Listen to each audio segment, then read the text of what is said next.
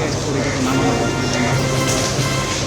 শুধুমাত্র আওয়ামী লীগ এবং শেখ হাসিনার জন্য আজকে সেনাবাহিনীর কিছু কর্তৃপক্ষ সদস্য বিপদগামী হয়েছে। আমরা ইনসাফ চাই।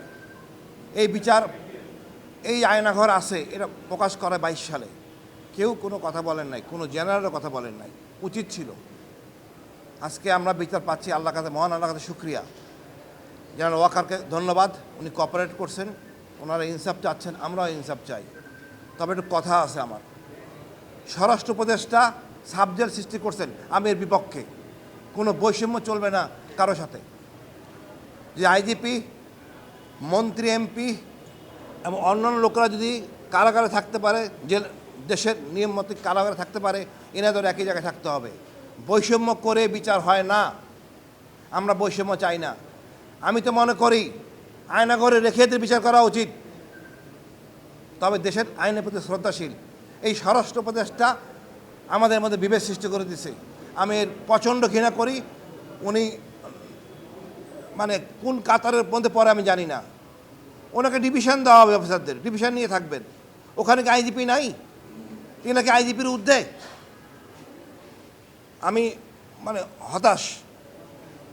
আমাদের তাজুল ভাই বা আইসিটি চরম ভালো কাজ করছেন, এটা প্রকাশ করা যাবে না।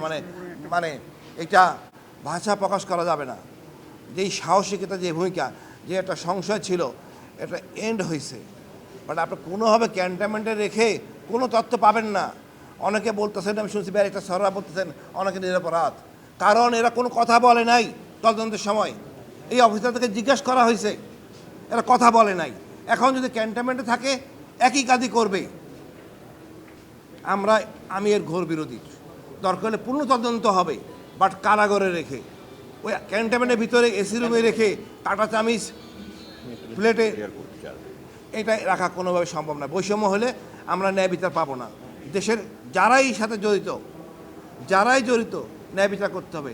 আমি চাই না ওই সৈনিক, এই ধরনের লোকদের হাবিলদার, সার্জেন্ট হোক, অফিসার যারা মনে প্রাণে কাজটা করতে, তাদের বিচার হওয়া উচিত এবং দেশের প্রচলিত আইনি বিচার হবে।